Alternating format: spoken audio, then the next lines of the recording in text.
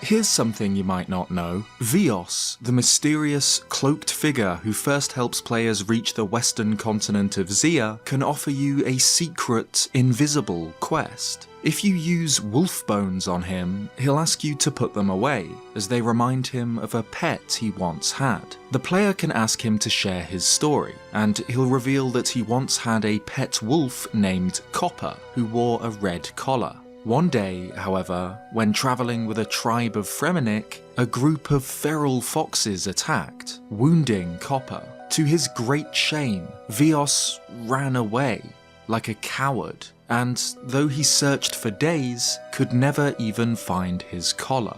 The player can offer to find Copper's collar, and after they do so, foxes gain a new untradeable drop, Copper's crimson collar. Vios will thank the player if they use the collar on him, offering no reward but his deep gratitude. And the player asks for nothing in return, saying that losing your best friend is always hard. That's all there is to this little quest. The player gains nothing from it, nor is it mentioned in any quest log, but it adds so much to Vios's character.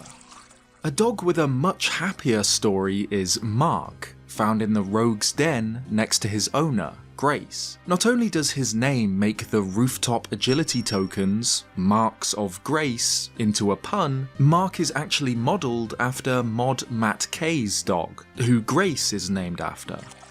A less friendly pup is the Temple Guardian, found under the Patadomus Temple on the edge of the dark and dangerous land of Morytania. The player is tricked into killing it during the Priest in Peril quest, an act which enrages King Rold, who reveals that the beast was placed there to protect the temple. The 23rd postbag from the hedge contains a letter from King Rold, revealing that the Temple Guardian's name is Spots, and that the player's meddling has knocked his confidence. Of course, Morytania becomes accessible to the player after the Priest in Peril quest, unlocking a shortcut through the basement of the temple. If the player somehow found a way to enter Morytania before completing Priest in Peril, however, a failsafe exists to stop them. Two scripted events that both end with the player being teleported back to the temple. These events are actually very easy to view in-game, too. On an account that has not yet completed Priest in Peril, if the player logs out and back in again while standing on one of a few tiles near this agility shortcut into Morytania, one of the events will trigger. One of the possible events is Abador Crank, one of the temple trekking characters, appearing to teleport the player back to safety after saying they'll never survive in Morytania. The other is more exciting.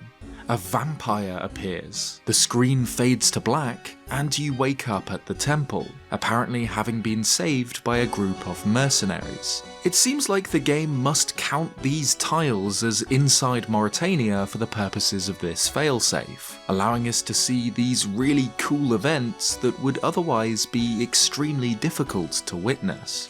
Another bizarre event in Morytania is what happens if you speak to Enry, a patron in the Hair of the Dog pub in Canifis, while wearing a ring of Keros. For whatever reason, this enchanted ring causes Imri to reveal his passion for onions. He reveals facts about onions, life lessons from onions, and his desire to one day found an onion guild. Good for him. OldSchool RuneScape changes its login screen with each major update, including the Christmas event in December when it switches to this design. This login screen was actually created by me. Back in 2014, Jagex ran a competition where players could submit their own designs for a Christmas login screen.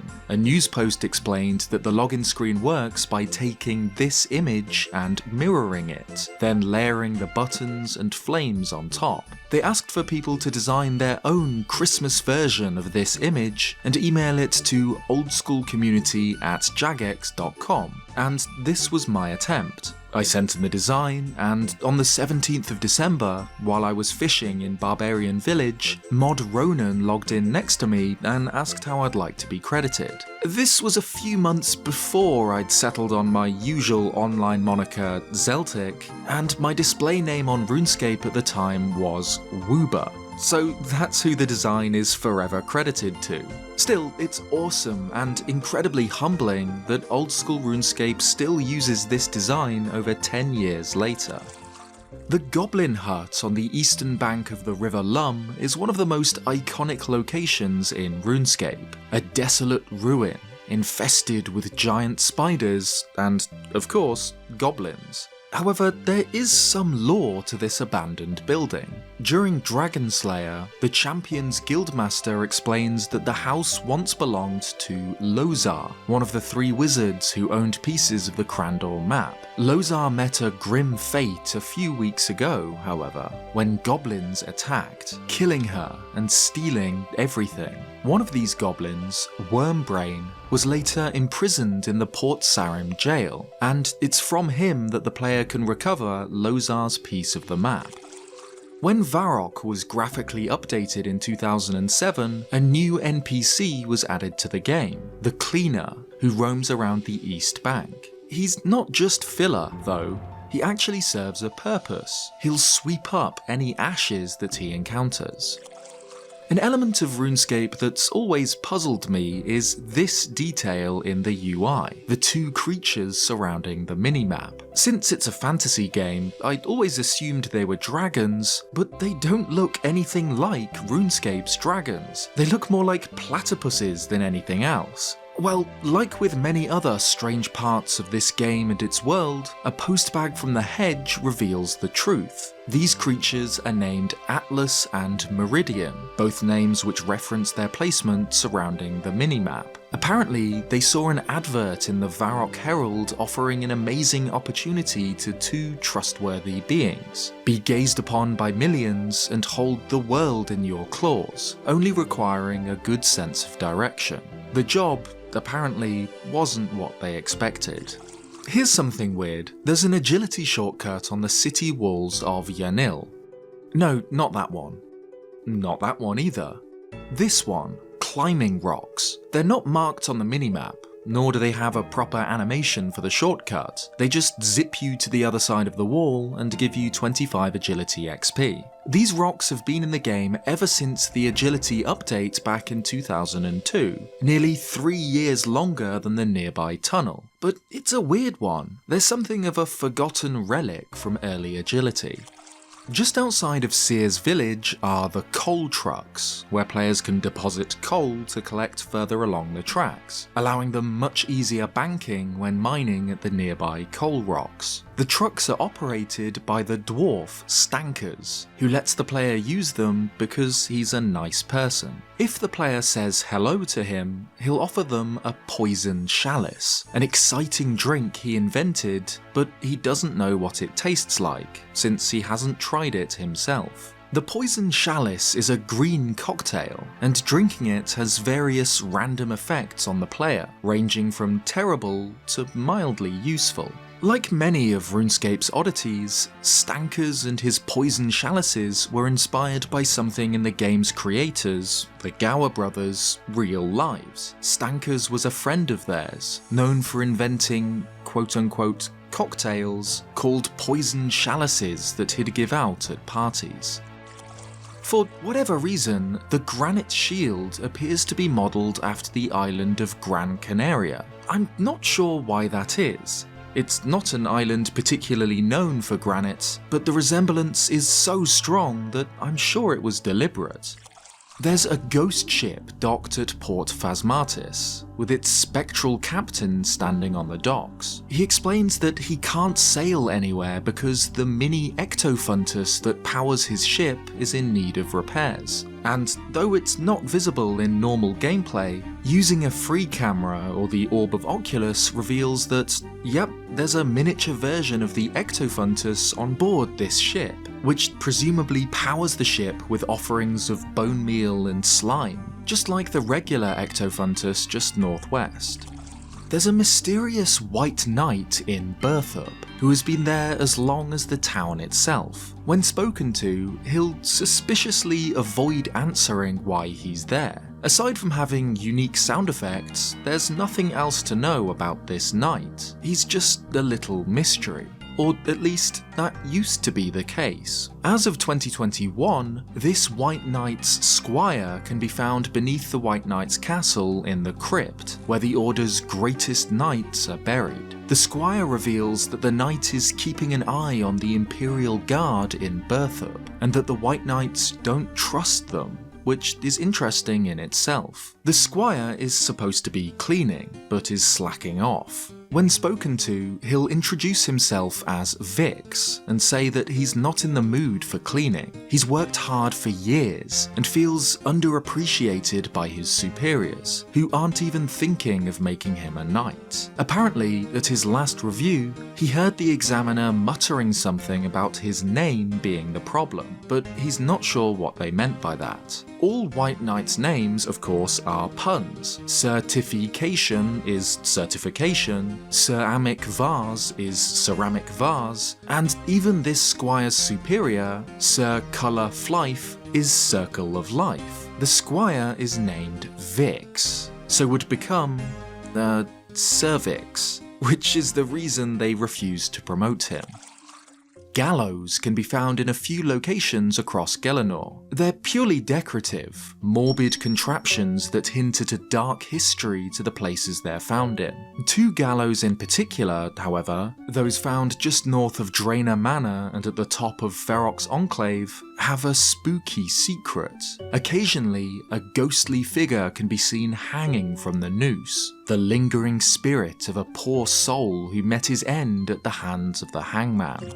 Hatstands are found across the entire world of RuneScape, 51 of them in total, mainly in houses and shops. Ostensibly, they're meant for placing hats on, but if the player tries this by using a head slot item on the rack, it'll just appear on the floor, with the chat message, "Oops, it fell off the hat stand." Using most items with a destroy option rather than drop results in a warning that it'll probably fall off, but other than that, that's all there is to them. Despite being a stand to store hats, that's just not what they do. Just east of Corend Castle is a small camp, and a group of travelling musicians from the College of Bards in Varlamore. The three characters found here, Reshi, Kendall and Tomdrill, are all references to musicians in famous fantasy books. Tomdrill is a reference to Tom Merrilin from the Wheel of Time series, complete with his Gleeman's cloak. Reshi is a reference to Kvothe from the Kingkiller Chronicles. Reshi being the name his student, Bast, refers to him by in the present day.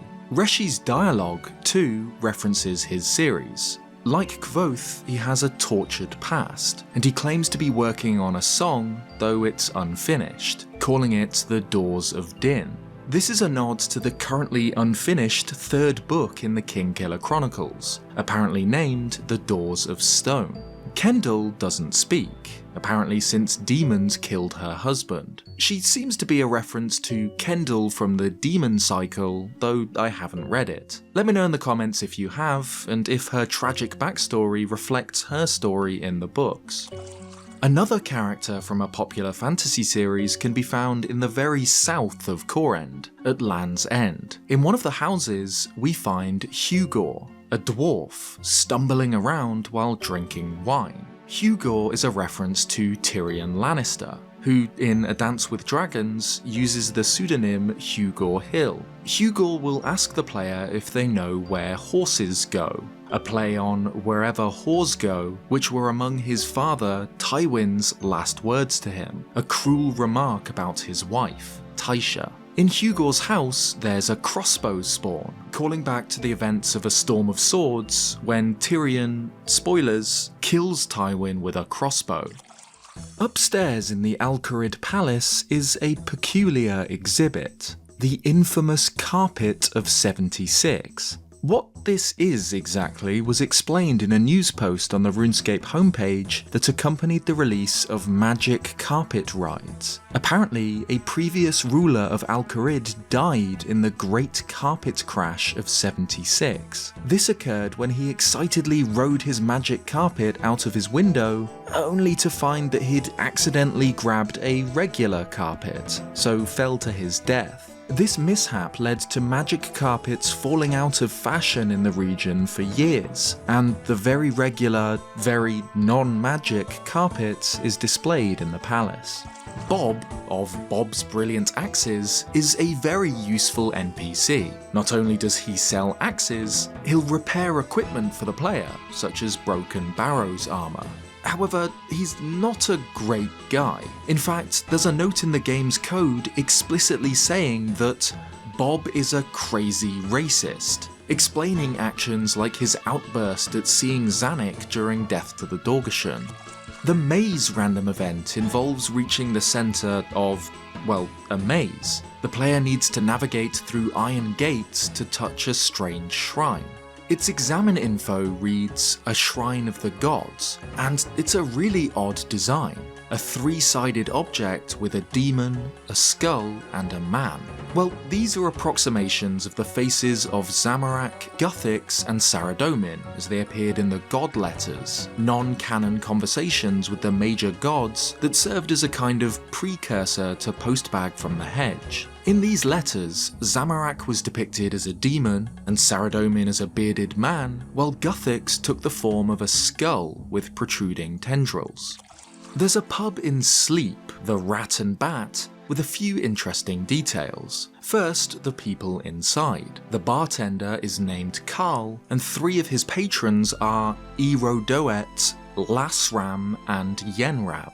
These four characters are references to How I Met Your Mother. Erodoet, Lasram, and Yenrab spelled backwards gives us Theodore, Marshall, and Barney, three of the series' main characters, and Carl is the name of the bartender in McLaren's pub, where the gang spends most evenings. This reference might go deeper, however. It appears that Carl is a vampire, given his similar appearance to Damien found in the manor nearby. This could be another nod to How I Met Your Mother, where Marshall has a theory that Carl is a vampire. Okay.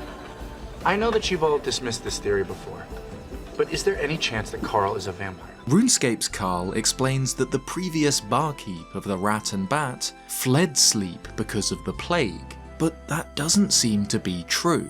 On the inaccessible first floor of the bar, a skeleton lies slumped against the wall, surrounded by pools of blood, probably the bar's previous owner.